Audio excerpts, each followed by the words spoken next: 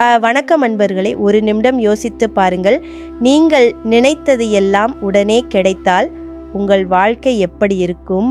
பணம், செல்வம், ஆரோக்கியம், வெற்றி, எதை கேட்டாலும் தரும் ஒரு மரம் இருந்தால் அப்படிப்பட்ட அதிசய மரம்தான் கற்பக விருட்சம்.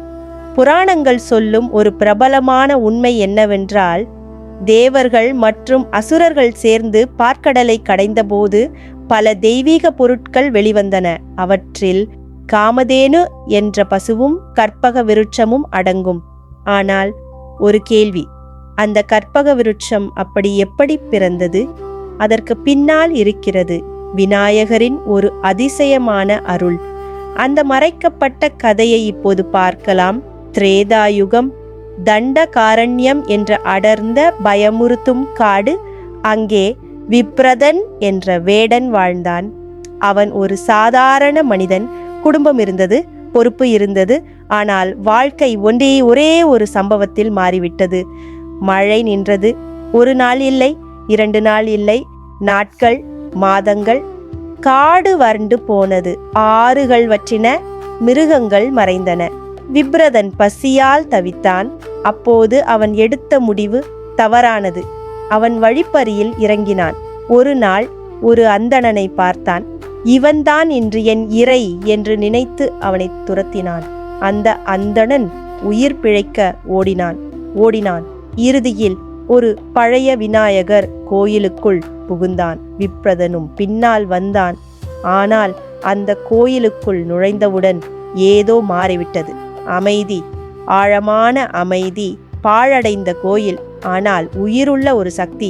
அருகில் ஒரு தடாகம், தண்ணீர் மின்னியது. விப்ரதன் அங்கேயே நின்றான்.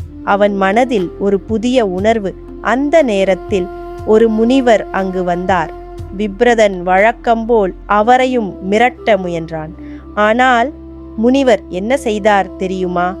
அவர் கோபப்படவில்லை, அவர் ஓடவில்லை, அவர் சிரித்தார். ஒரு கருணை பார்வை மட்டும். அந்த ஒரு பார்வை விப்ரதனின் இதயத்தை உடைத்துவிட்டது. அவன் கையில் இருந்த அம்பு கீழே விழுந்தது.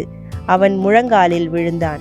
என்னை காப்பாற்றுங்கள் என்று கதறினான். அந்த தருணம் அவன் வாழ்க்கையின் திருப்புமுனை. முனிவர் அருகில் இருந்த ஒரு காய்ந்த மரக்கிளையை எடுத்தார். இதை கொண்டு அந்த குளத்தின் அருகே நட்டுவை. கணபதி மந்திரத்தை ஜபி. இது துளிர்க்கும் வரை நிறுத்தாதே என்றார். பிறகு அவர் மந்திரத்தை உபதேசித்தார். ஓம் ஸ்ரீம் ஹ்ரீம் க்ளீம் க்ளௌம் கம் கணபதையே நமஹா. விப்ரதன் தொடங்கினான். இது சாதாரண ஜபமில்லை, இது உயிர் கொடுத்து செய்த தவம். பசி இருந்தது, தாகம் இருந்தது, உடல் பலவீனம். ஆனால் மனம் ஒரே ஒரு விஷயம், விநாயகர். நாட்கள் சென்றது, மாதங்கள் சென்றது, ஆண்டுகள் கூட சென்றிருக்கலாம். ஆனால் அவன் நிறுத்தவில்லை. அப்படியே ஒரு நாள் ஒரு அதிசயம். உயிரே இல்லாத அந்த காய்ந்த மரக்கிளை மெதுவாக ஒரு சிறிய பச்சை துளிர். அது பெரிதானது, அது வளர்ந்தது, அது ஒரு தெய்வீக மரமாக மாறியது. அந்த நிமிடம் விநாயகர் அவன் முன் தோன்றினார். மகனே என்றார், உன் பக்தி என்னை மகிழ்ச்சி அடைய வைத்தது. இந்த மரம் இனி கற்பக விருட்சம். நீ கேட்டதையெல்லாம் தரும். அந்த தருணத்தில் விப்ரதன் ஒரு சாதாரண மனிதன் இல்லை, அவன் புருசுண்டி, ஒரு உயர்ந்த ஆன்மீக நிலை. விநாயகர் கேட்டார், என்ன வேண்டும்?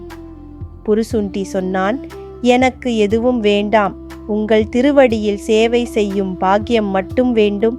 இதுதான் உண்மையான பக்தி. இப்போது கதை இன்னும் ஆச்சரியமாகிறது. இந்த செய்தி தேவேந்திரனிடம் சென்றது. கேட்டதையெல்லாம் தரும் மரமா? அவன் உடனே பூலோகத்திற்கு வந்தான். புருசுண்டியை சந்தித்தான். பக்தராக வந்து நின்றான். எது கேட்டாலும் தருவேன் என்ற புருசுண்டியிடம் இந்திரன் கேட்டான், அந்த கற்பக விருட்சத்தை எனக்குதா.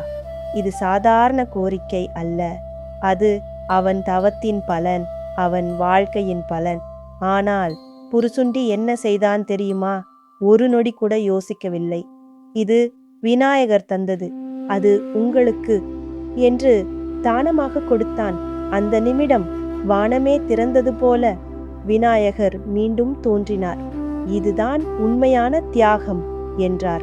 அவரை அணைத்துக் கொண்டு புருசுண்டியை தன்னிடம் சேர்த்து கொண்டு அவருக்கு பிறவா நிலையை அருளினார். அன்பர்களே, இப்போது புரிகிறதா? பார்க்கடலில் கிடைத்த கற்பக விருட்சம் ஒரு மரம் மட்டுமல்ல. அது பக்தியின் பலன், அது தவத்தின் பலன், அது தானத்தின் பலன். இந்த கதை நமக்கு சொல்லும் மிக பெரிய உண்மை.